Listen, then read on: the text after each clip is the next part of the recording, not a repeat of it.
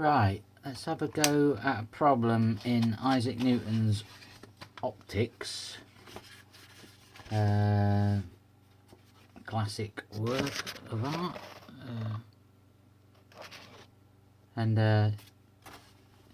Yeah, so we'll look at some of his first axioms. I've took the liberty of drawing a plane with an incident ray coming in, and this is the surface of water. That's air above, this is water below. Water's denser than air. So this ray will be reflected and refracted, and the axioms in book 1. So the angles of reflection and refraction lie in one and the same plane with the angle of incidence. So the angle of incidence is always the angle from the normal perpendicular from the surface, whether that's water, glass, whatever. So you draw the normal to the surface. The incident ray strikes at the point there. Yeah, you put your normal at the point where it strikes, and that's the angle there that we're interested in, the angle of incidence. So basically saying the angle of reflection is equal to the angle of incidence. That's axiom 2. So to do that, I'm doing this on CAD as a CAD tutorial, but on a drawing board it's actually easier. But yeah, so you pick up a circle tool, and this is just for construction purposes only. So I'm going to make it light grey so it doesn't look like it's a raindrop or anything daft like that. So right, to get the angle equal to the angle of reflection the same, you just simply draw the two similar triangles like that, bring that across there, and then you join there, and you can see immediately we've got two similar triangles back to back. And yeah, so the angle of incidence is equal to the angle of reflection. Again, it's all measured from the perpendicular. Right, the angle of refraction is a little bit more complex because it's a denser medium. Now, if it was the same medium, it would just the ray would just come straight through. If it was the same medium, still continuing the straight line, obviously. But I'll just put a dotted line. No, in fact, I'll delete that because it's no use to us. Right, so how do we the angle of refraction out of the rarer medium into the denser is made towards the perpendicular. Right, that is that the angle of refraction will be less than the angle of incidence.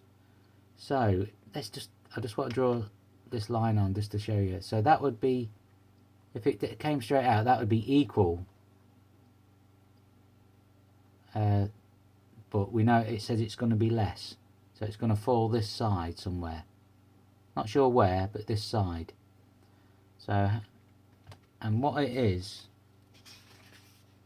the sign of the incidence is either accurately or very nearly given by the ratio of the sign of refraction. So we're talking about the ratios of the sign. So the sign of this angle of incidence is, if this is our angle,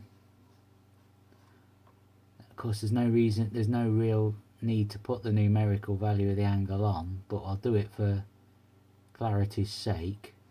So I'll pick up the angle tool, and this is the angle of incidence. It's in radians, 0.9725 radians. So, and with the sine of that angle is the opposite over the hypotenuse.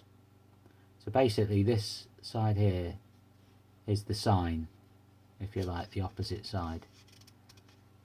So then we need to know, because of the density of these materials, we know that if the refraction be made out of air into water, the sign of incidence of red light to the sign of incidence of refraction is 4 to 3. Air into glass would be 17 to 11, but what we're talking about air into water, a ratio of 4 to 3. So how on earth do we lay out the angle of refraction based on that ratio? Well, it's easier than you think. Basically, this line here, if we divide it up into 4, now you can do this on CAD very easily. You pick the divide tool, you click the line you want to divide up, you put in the number of divisions, your right button, and you divide segment. Now you can, because it's 4, you could have bisected it twice. You could use the line with all the segments in. It would be fairly easy 4 anyway, but I've done it the CAD way. Right, so now it's basically 4 over 3. We know that this is bigger, this angle, than the refracted angle. So it's 4 over 3. So I take the 3/4, the third part of that out of 4, and I pull it down till it strikes the circle. Then all I do is join that to that, that to that. I don't need this line actually, but so then we get the angle tool and we put that angle in there, 0.6683. Now remember, these are just construction lines, so I'm just going to make them grey because we don't really need them to stand out. Right, now I've took the liberty of putting some labelling on another layer, which I'll turn on. Right, these are the same labelling as I'd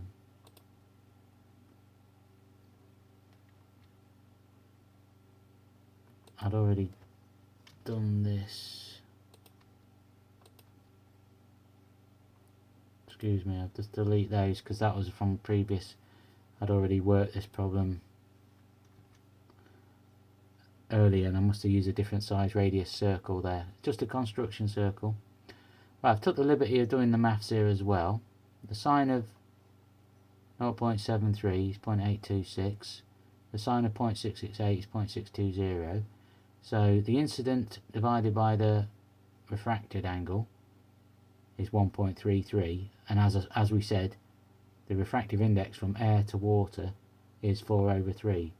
So that sign there is in a ratio of 4 to 3 to that sign there. So that is known as the angle of refraction. It's always towards the perpendicular normal, and because it's denser, it's less of an angle.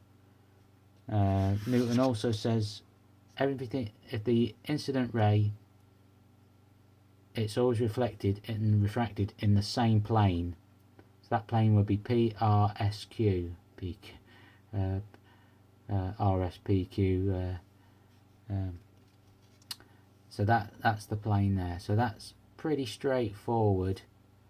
And then that's your first starting point in learning a little bit about the angle of incidence, the angle of reflection.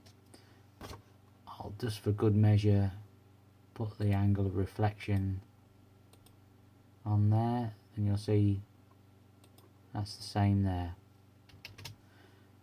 Of course, this circle doesn't mean anything. So this line is, say, could be infinitely deep ocean, or it could actually change a different density of fluids further down, and then the refraction will change.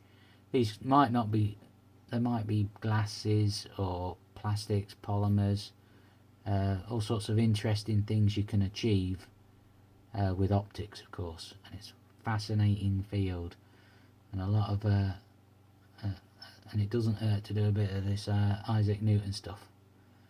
Right, so I'll put all this on the website. Thank you very much.